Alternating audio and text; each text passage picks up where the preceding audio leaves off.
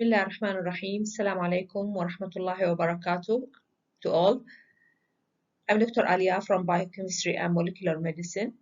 I'm going to talk about genetics of multifactorial disorders, and I'm going to divide this lecture into two parts. Let's start with part one. The specific learning outcomes for this lecture is to do some revision on genetic disorders, to discuss the interaction of gene and environment, and to clarify about the characteristics of multifactorial disorders and also about the inheritance of multifactorial disorders. What are genetic disorders? As we know that these are the diseases that caused by abnormality in the gene or in the genetic material. And we have four types of genetic disorders. Can be single gene disorders, mitochondrial, chromosomal, and multifactorial disorders. Let's revise some characteristics of those disorders. For chromosomal one, it is caused by abnormality in the chromosome. Can be the entire chromosome or large segments of the chromosome may be missing or duplicated or translocated and so on. Example, Down syndrome or Edwards syndrome. Single gene disorders caused by changes or mutation in the gene. For this one in the chromosome, here in the gene or in the DNA sequence of the gene, okay? Once the gene is mutated, of course, the protein will be non-functional. If you remember, we discussed this in GM1, okay? Example, cystic fibrosis, retinoblastoma. Other type of genetic disorders is mitochondrial disorders. This is rare and caused by genetic abnormality in the DNA located in the subcellular organelle, let's say in the mitochondria, not in the nuclear DNA, here in the mitochondrial DNA, and it is usually transmitted from the mother to the ovum. Okay, so it is, in other words, it is inherited from the mother only, not from the father. Example, ataxia neuropathy. Our interest for today is multifactorial disorder, which occur due to mutation in multiple genes. For that, they call it polygenic, and often it is coupled or associated with environmental factors or causes. Example, hypertension, diabetes, and we will have some more examples. For Mendelian disorders, as we already described previously, it is caused by mutation in the DNA of a single gene. So when this gene is mutated or defected or non-functional, of course, the protein will lose its functional capacity and the genetic disorder will occur. Mendelian disorder usually involve qualitative trait, that's say the trait or the characteristic which is either it's present or absent. Okay, that characteristic either yes or no, which depend whether the gene responsible for that characteristics is functional or non-functional, or the protein is functional or functional. Like for example, the hair color, blood group, like for example, certain diseases like thalassemia, either yes or no, cystic fibrosis, either yes or no. So it is qualitative trait. That's what we mean in Mendelian disorder. Okay. For Mendelian disorder, the disease usually shows complete penetrance. What does this mean?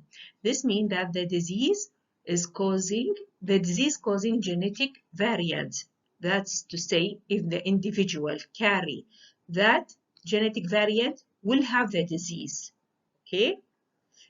Or all the individual who have this genetic variant will develop the disease or will develop the associated trait or condition.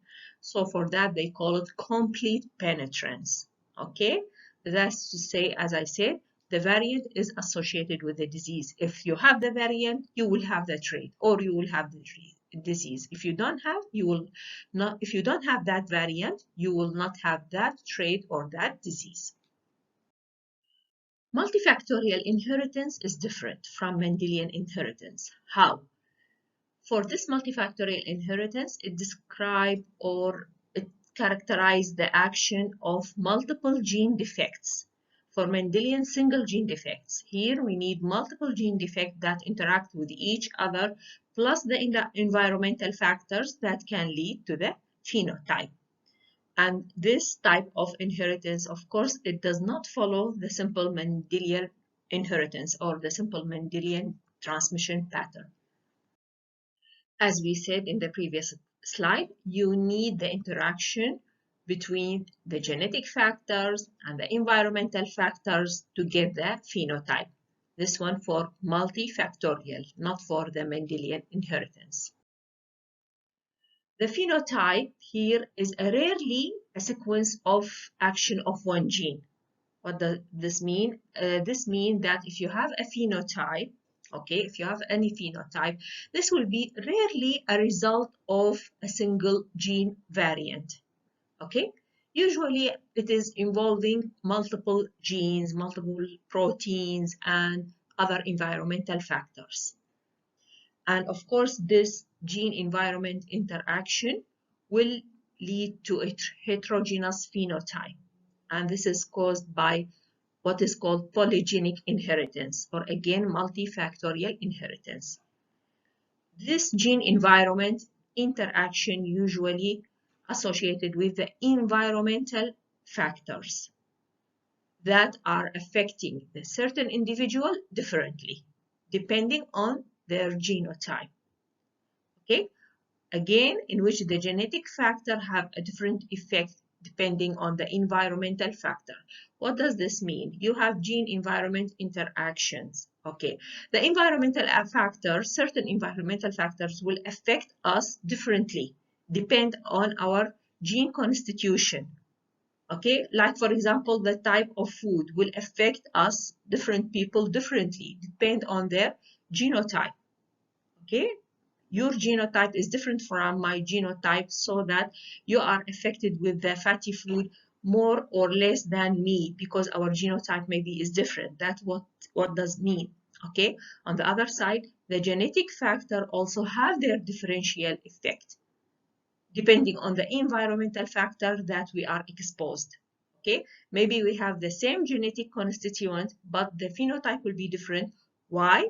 Because our exposure to the certain environmental factor is different.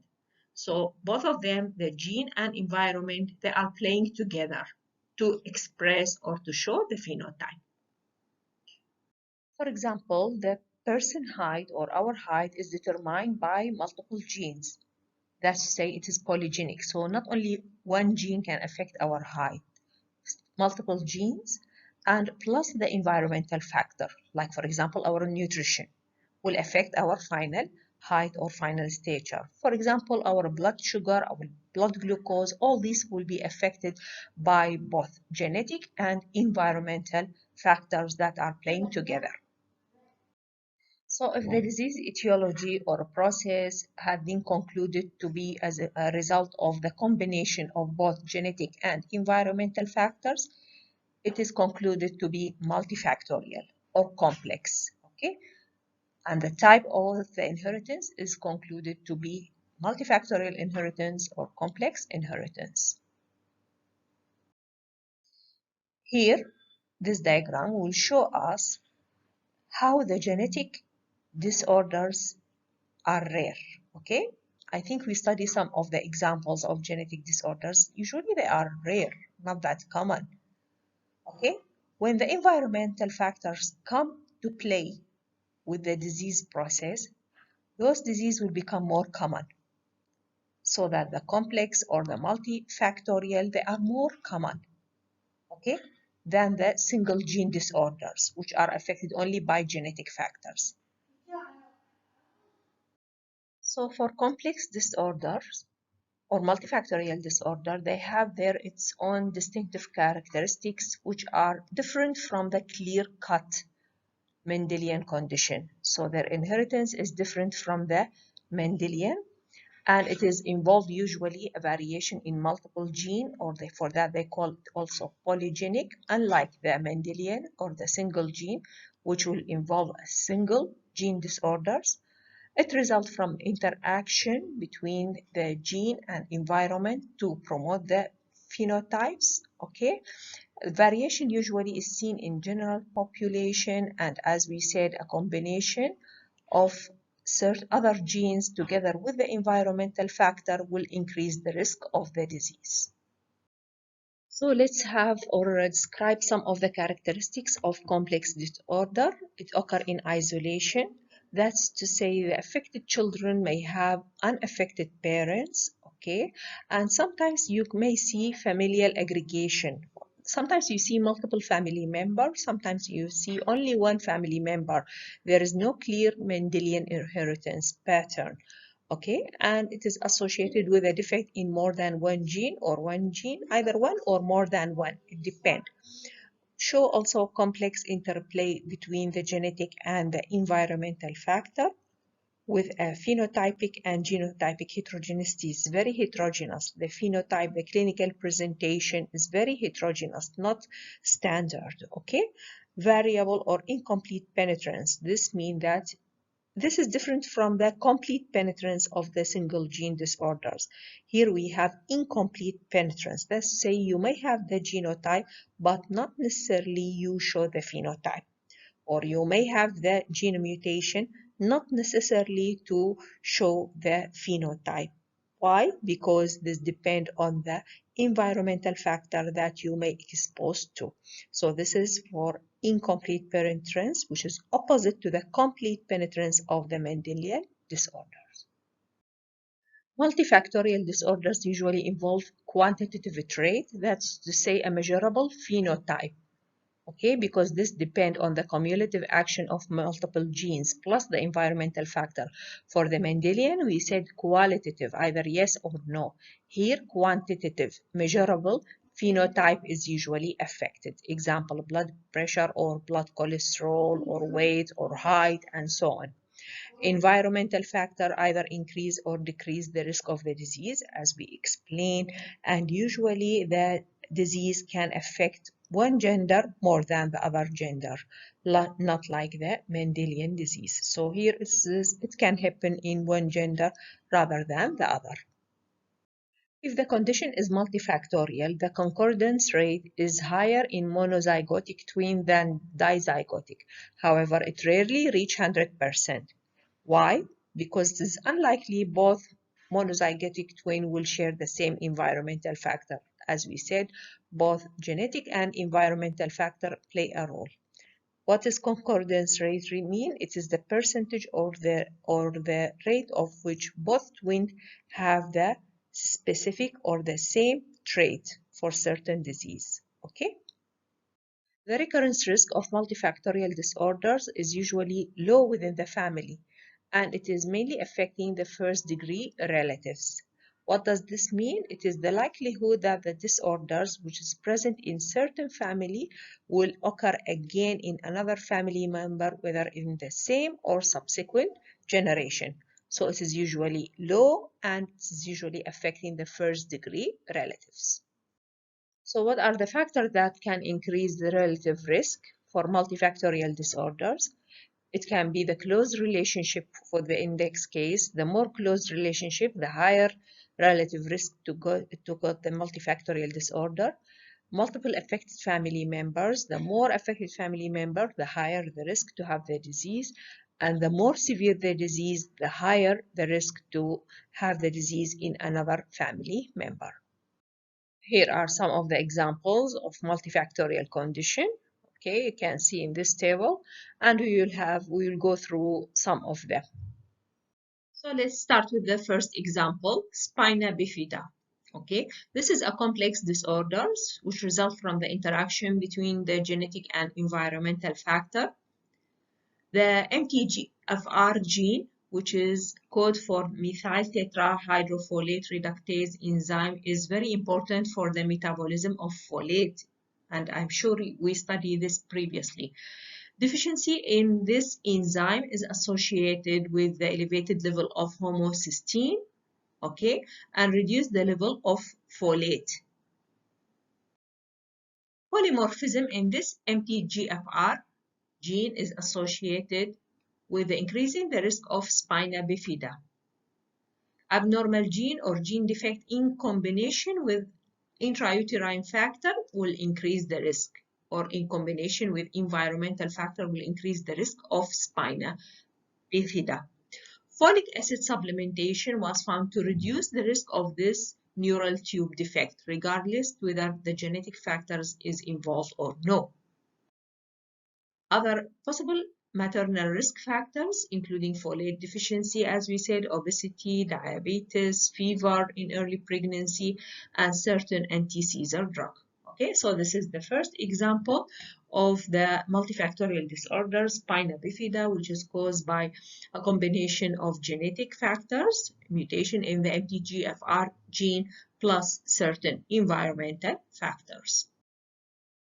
The second multifactorial disorder is cardiovascular disease. As we all know, we have non-modifiable risk factors and we have modifiable risk factors for cardiovascular disease.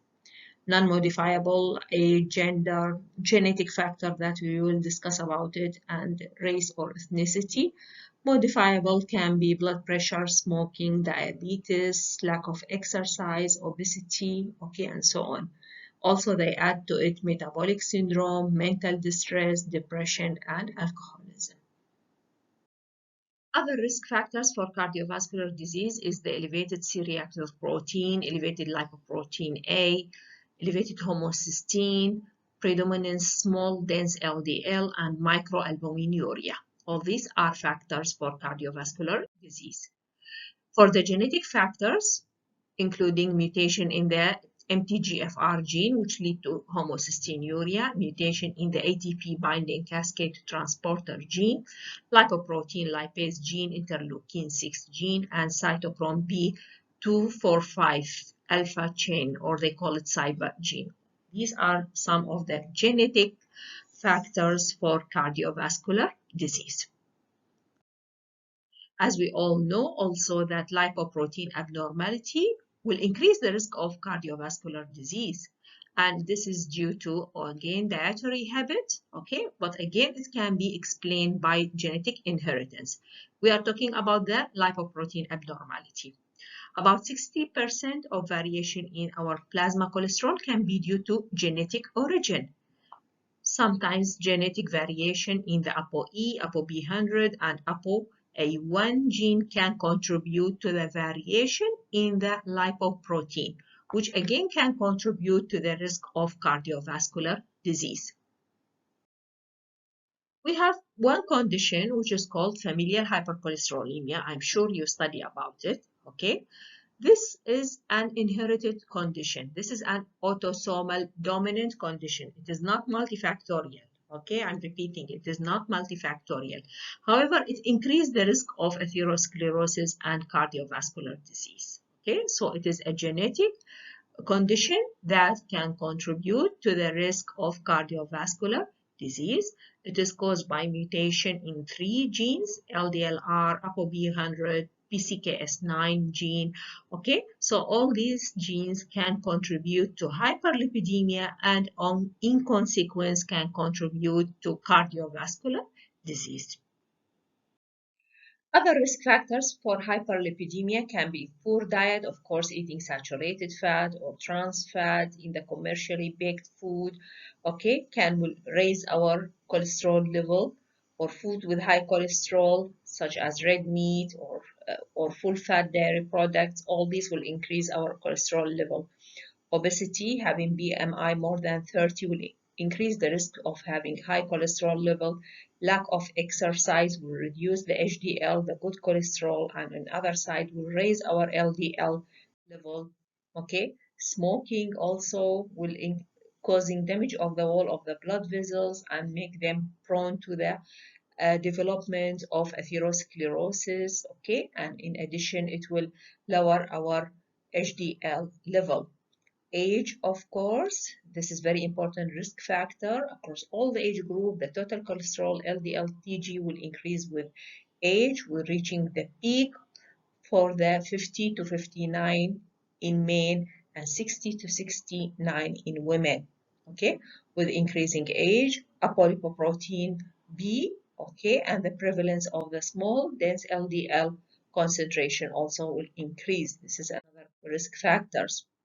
In addition to that, the lipoprotein kinetic study also shown decrease in the fractional clearance rate of the VLDL, okay, and the IDL. The clearance rate will be decreased, so of course their level will be increased in elderly patient. Okay. Other risk factor of hyperlipidemia is diabetes, which will contribute to the increasing level of the VLDL and lower HDL cholesterol. Okay. So we have done with the cardiovascular disease and we have done with the hyperlipidemia. Both of them are multifactorial. Both of them can be caused by genetic and environmental factors. What about diabetes mellitus? The genetic predisposition is very well recognized for type 1 and type 2 diabetes mellitus. For the other type, which is called maturity onset diabetes of the young, okay, this is a specific form of non-insulin dependent diabetes mellitus or type 2. It is an autosomal dominant. So this MODY, it is not multifactorial. Okay, for the MODY, I'm repeating, it is an autosomal dominant. It is not multifactorial. Okay, it is caused by mutation in multiple genes. Let's talk about type 1 diabetes mellitus. Type 1 results from autoimmune destruction of the beta cell of the pancreas, which will result in impairment of the secretion of the insulin. It has both genetic predisposition and environmental factors. For the genetic composition, dizygotic twins have 5 to 6 concordance rate for type 1 diabetes mellitus, and I think I explained about the concordance rate. It is the rate or the percentage that both members of the twin have that disease. So it is 5 to 6% for type 1 diabetes mellitus in the dizygotic, and it can reach up to 50% in the monozygotic. Okay, however, it will never reach 100% because of the exposure of the environmental factors, or because that the environmental factor also contribute to the development of the disease. Different VNTR or variable number tandem repeats, it's a type of polymorphism in the insulin gene, which will encode the pre-proinsulin peptide, will promote the susceptibility to type 1 diabetes mellitus. How? Through their effect on the insulin transcription. Other genes that are involved in type 1 diabetes mellitus including cytotoxic T lymphocyte associated protein 4. This is important for T cell activation. Protein tyrosine phosphatase non-receptors type 22. Okay, this is a negative regulator for T cell kinase signaling. Okay, interleukin 2 receptor interleukin 2 receptor subunit alpha. This is also very important for the T cell function.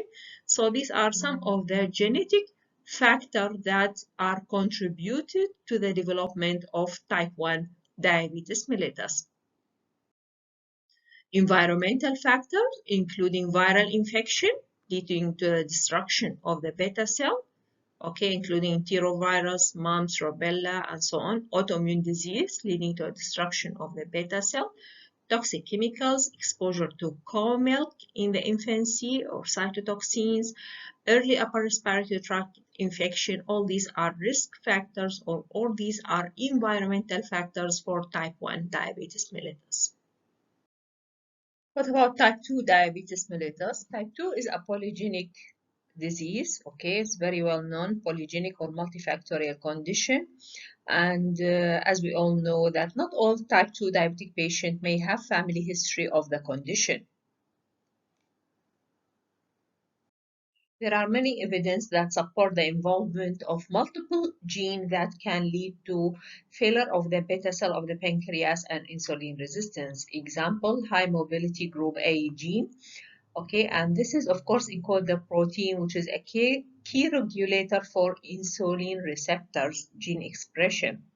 Okay, and this high mobility gene A1 variant is associated with a decreased insulin receptor expression and type 2 diabetes mellitus. Other type is transcription factor 7, like 2. Okay, this is the protein have been implicated in blood glucose homeostasis, and genetic variant is associated with increasing the risk of type 2 diabetes mellitus.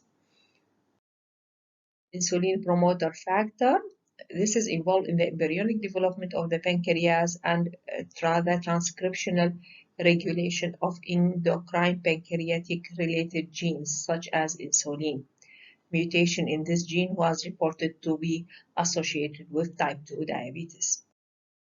Certain environmental factors which may contribute to the development of type 2 diabetes, like advanced age, more than 45, overweight, family history of type 2 in the first degree relative, certain races that are more prone to develop type 2, hypertension, and or dyslipidemia.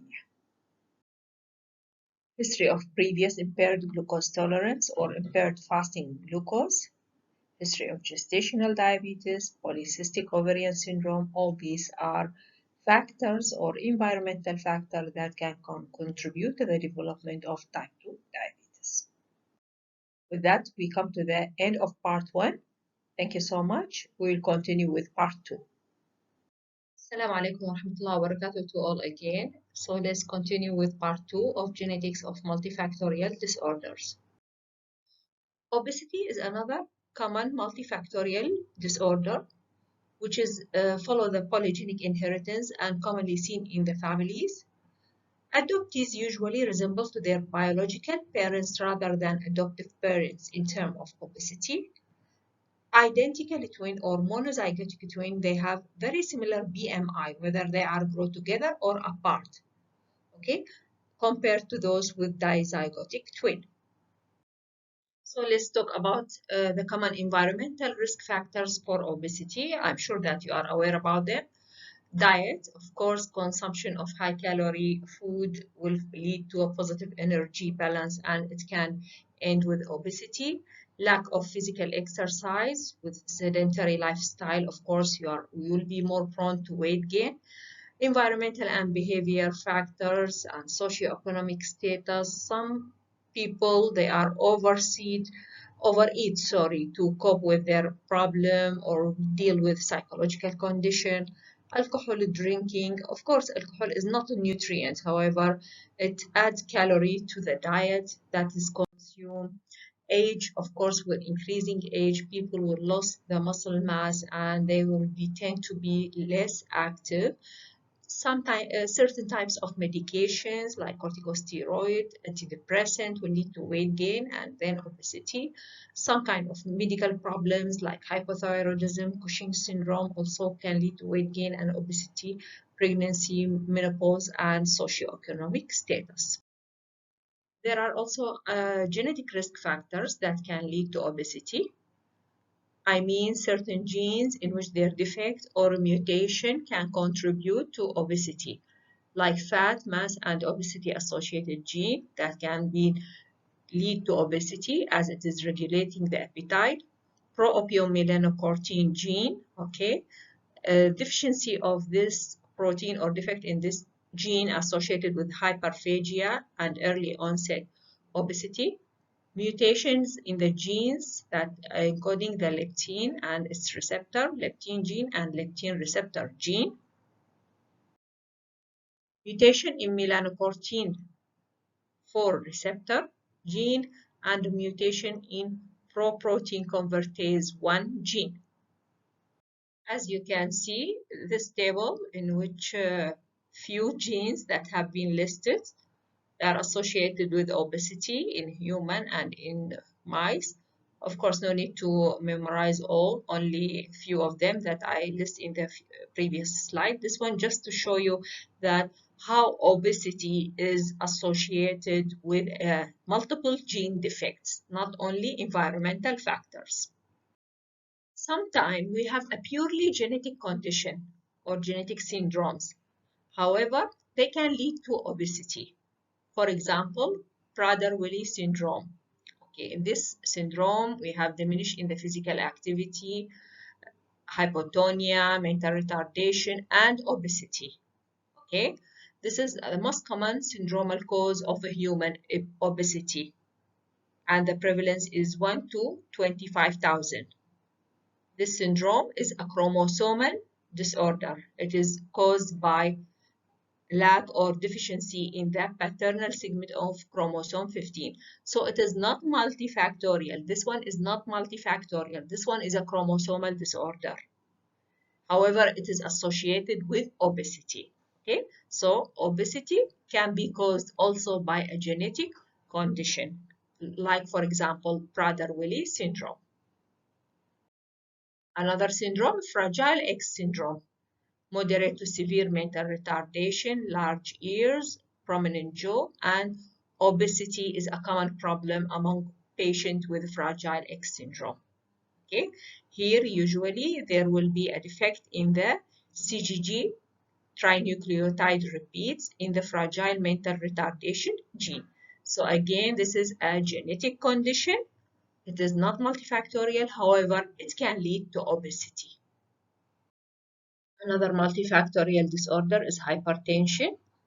Essential hypertension is a complex disorder in which both genetic and environmental factors play a role in its development. Our blood pressure has many determinants or many factors that can affect or determine our blood pressure. WHO risk factors of hypertension include modifiable and non-modifiable risk factors. Modifiable risk factor in which there is an excessive salt consumptions and food, low intake of fruit and vegetable, physical inactivity, consumption of tobacco and alcohol, overweight, obesity. Non-modifiable risk factor like a family history of hypertension, age over 65 years old, and coexisting disease like diabetes or kidney disease.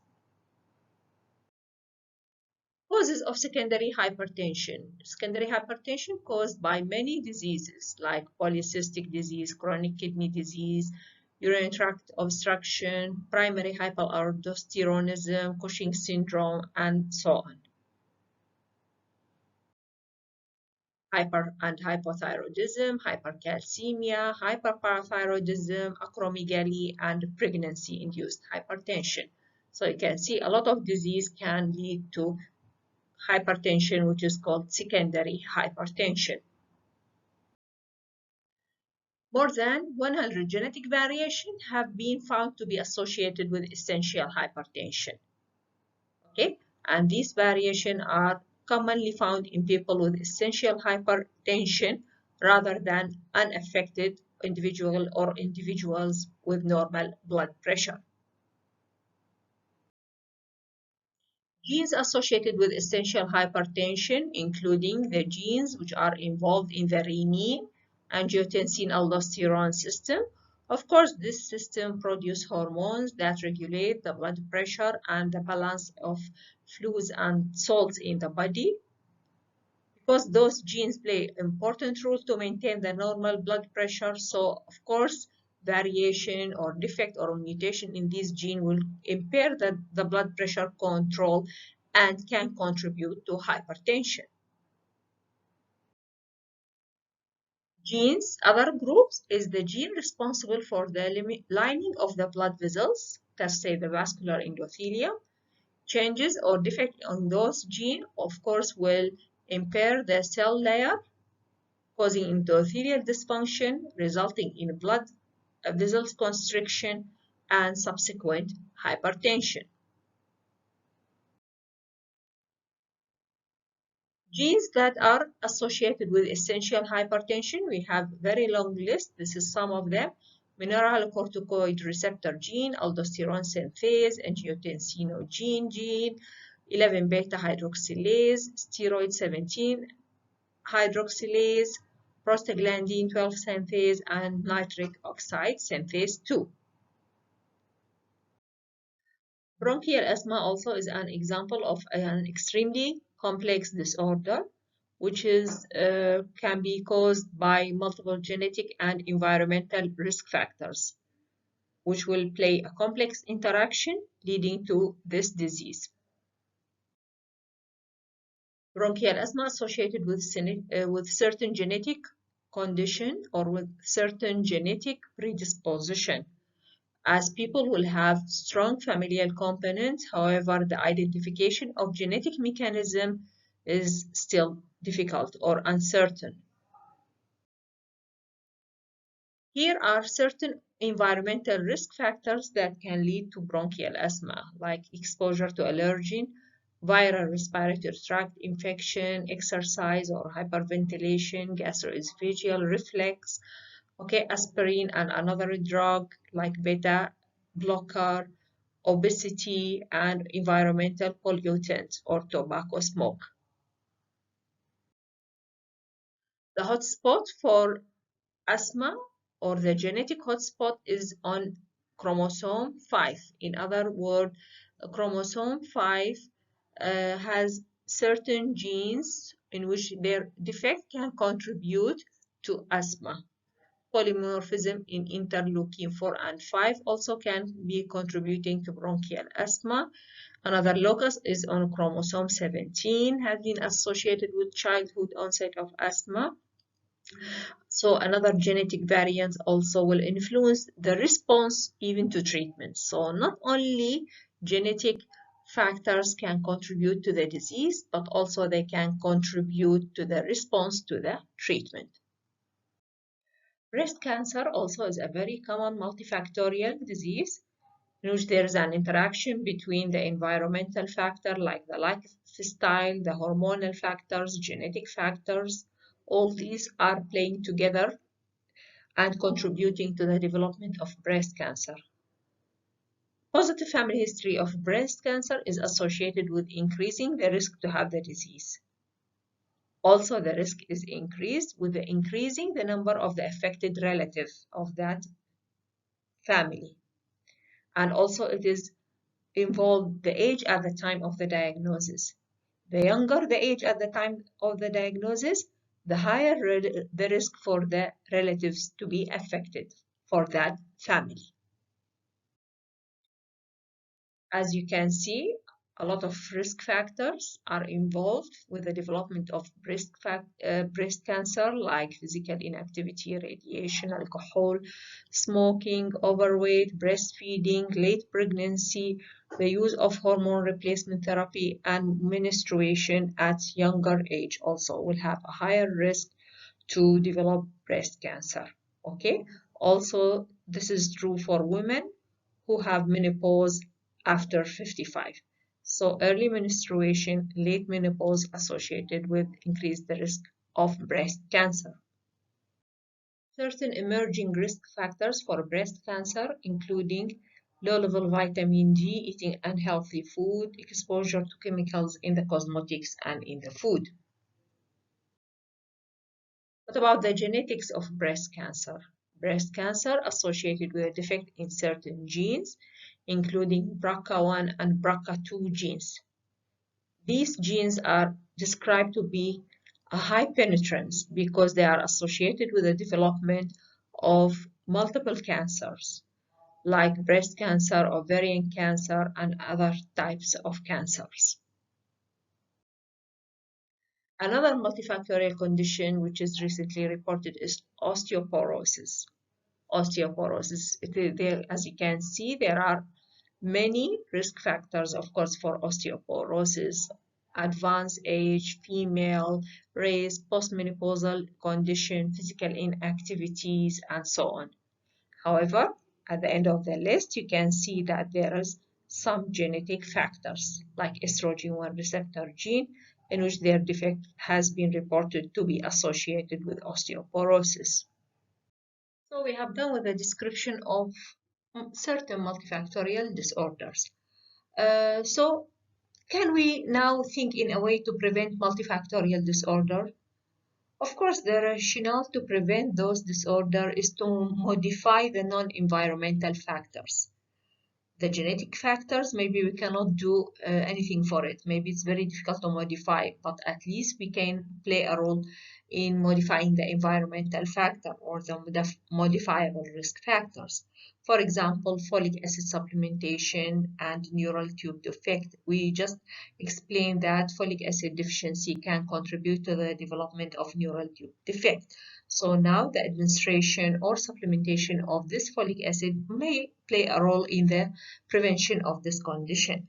Also, diet modification, smoking habits, and coronary artery disease, hypertension, and certain disorder. Okay, so some of the risk maybe you cannot control, like your race, your genetic, your age, your gender. However, you can play a role with another condition, like with exercise, food, alcohol, overweight, smoking, and chest radiation. So these are the condition that we can contribute, or maybe we can modify to prevent the development of certain multifactorial disorder. With that, thank you so much. We already end with part 2. Thank you so much for your listening.